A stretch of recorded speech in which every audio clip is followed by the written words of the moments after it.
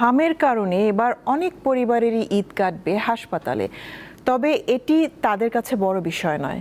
সন্তানের দ্রুত সুস্থতাই তাদের চাওয়া। কি ভাবছেন অভিভাবকেরা?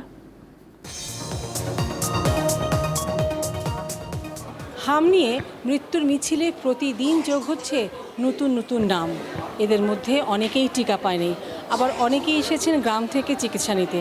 ফলে রাজধানীর বিভিন্ন সরকারি হাসপাতালে রয়েছে শয্যার সংকট। এরই মধ্যে ঈদের কারণে বিভিন্ন জায়গায় যাতায়াত এবং লোক সমাগমের ফলে হামের সংক্রমণ আরও বাড়তে পারে। ওর যখন হাম ধরা পড়ে, আমি বাংলাদেশ স্পেশালাইজড থেকে শুরু করে ডাক্তার এমআর খান, ওই যে মিরপুর 2-এ, তারপর ইবনে সিনায়, কেউ নিবে না।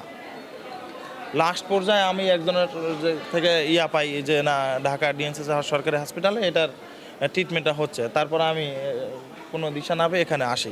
অথচ হ্যাঁ, আমি ইবনে সিনা হাসপাতালে কিন্তু ওর পিছনে প্রায় 3 লক্ষ টাকা খরচ করছি বেসরকারি হাসপাতালে। ওরা কিন্তু সরাসরি না করে দিয়েছে। ক্রিটিক্যাল মুহূর্তে আমার বাচ্চা চলে যাচ্ছে, ঠিক আছে, অক্সিজেন দরকার, আমার টাকা আছে কিন্তু আমার বাচ্চা আমি ট্রিটমেন্ট দিতে পারতেছি না। এই হলো আমাদের দেশ। এই ঈদ তো আমরা করতে পারবো, আবার ঈদ আসলে ঈদ করতে পারবো, কিন্তু বাচ্চা তো অসুস্থ হলে সেটা তো আর নিয়ে ভোগান্তি। একজনের জন্য আমরা পুরো ফ্যামিলি ভোগান্তি। ফ্যামিলি একসাথে দেখেন না, সবাই একসাথে ফ্যামিলিতে এক বাচ্চা নিয়ে দৌড়িতেছি।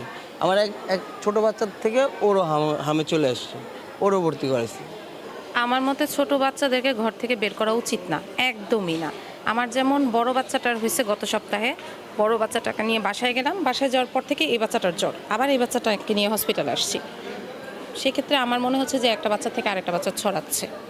কোনো শিশুর অকাল মৃত্যুতে ঈদের আনন্দ যেন বিষাদে পরিণত না হয়, সেজন্য ছোট শিশুদের নিয়ে জনসমাগম এড়িয়ে চলা এবং জ্বর, ঠান্ডা, সর্দি কিংবা অন্য কোনো উপসর্গ দেখা দিলে দ্রুত চিকিৎসকের কাছে নেওয়ার পরামর্শ দেন বিশেষজ্ঞরা।